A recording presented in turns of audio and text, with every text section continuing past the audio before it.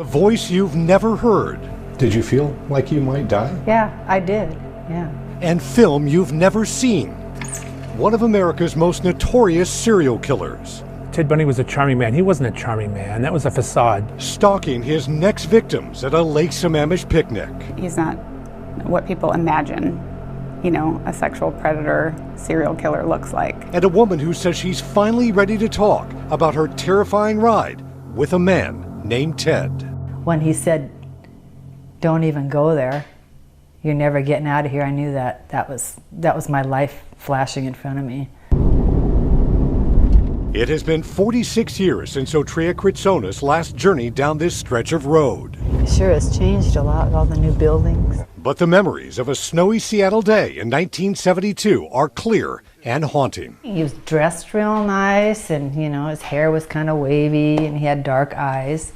Handsome looking. It was in this area. This has all been changed, but it was right here. So Tria was 22 and says she'd waited nearly an hour for a city bus to take her to classes in Renton. Car pulled up to the curb, rolled down the window and said, "Hello, young lady, are you waiting for the bus?" And he goes, "Well, you know, I've come down Rainer Avenue and that's a long ways and there's not a bus in sight. Would you like a ride?" In the 70s, in relatively safe Seattle, the handsome young man seemed more friendly than foreboding. So you hopped in his car not thinking it was going to be a problem at all? No, I thought how happy I am now. I'm in a warm car and I get to where I'm going. As the Volkswagen Bug took off down Rainier Avenue South, so Tria said it quickly became clear. This would be no ordinary ride, and this was no good Samaritan. It was Ted Bundy. Right about here, everything changed. He started, reaching under the seat. Started yelling at me, "Why did you take this ride? Why did you even think about taking this ride? You're never going to make it to the school." And I thought, wow. You were thinking about jumping out. Yes. Why didn't you? I couldn't. There was no handle. No handle on the door? No handle on the door at all, nope. So Tria would soon learn it might be hair, not heroics, that could save her life. Many young women did not escape Ted Bundy, and some of their bodies were dumped here in remote areas of Issaquah. Others have never been found. It's also a place investigators believe Bundy trolled for more victims. It was the summer of '74, and employees of Rainier Brewing Company were enjoying their annual company picnic at Lake Sammamish State Park. In evidence never seen by the public until now, this film reveals how a day of fun became fertile ground for Ted Bundy to target his next victims. His Volkswagen Bug, seen here, offered a front row seat to watch women. That same day, in broad daylight, Bundy abducted Janice Ott and Denise Naslund from the park within 4 hours of each other. The Lake Sammamish cases where once he got them in the car, he would quickly hit them in the head with a tire iron or beat them in a tire iron. That was kind of his MO. Film shows police on scene to investigate the women's disappearance, with Bundy's car still in the background.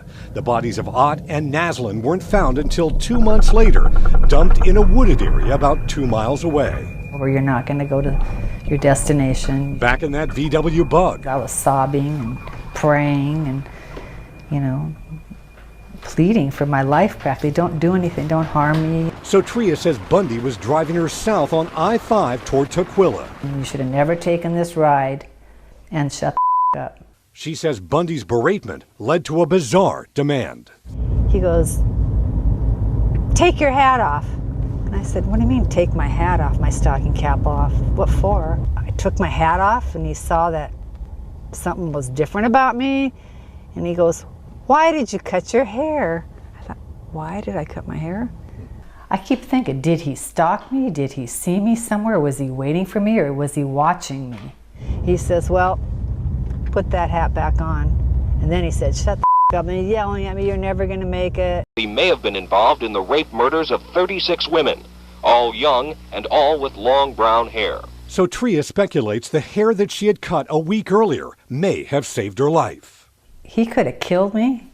It was just, thank God I had gotten my hair cut, that I probably wouldn't be talking to you today. An hour into her odyssey, so Tria says Bundy dropped her off in front of her school, shoving her to the ground and reminding her of just how lucky she was. Yeah, so I that's when I realized I was a lucky lady. So Tria says she told her family about the man, but not police. You know, I didn't talk about it because I was a little bit embarrassed about it. He was attractive, intelligent, and able to charm women and men alike. It wasn't until a year and a half later, while watching TV, that Sotria says she realized she'd been picked up by a suspected serial killer. I knew 100% that was the guy, yeah. The Bundy evidence files we examined here in King County are expansive. I think he's responsible for additional murders. And Cairo 7 has learned that homicide investigators with the Washington Attorney General's office are taking a new look at who else Bundy may have targeted. Do you believe they are actively pursuing a DNA connection right now to Ted Bundy? I believe some detectives are. Seattle police investigators are re-examining evidence from this crime in 1966. You have to keep your eyes open and say, what about Bundy? Is that a possibility? While working at this Safeway in Queen Anne, Bundy is suspected of bludgeoning 2 flight attendants in their nearby apartment. Lonnie Trumbull died. Her roommate suffered permanent memory loss. Bundy never confessed to the crime. At this point, we kind of have a second eye going over it and seeing what kind of physical evidence is there to maybe address with 2018 science. Ted Bundy was executed in a Florida prison. His ashes were spread over the Cascade Mountains, not far from where he created so much havoc and heartache. And nearly 3 decades later, some of the answers to Bundy's past remain buried in the landscape of the Pacific Northwest. The families deserve answers to what happened to their loved one.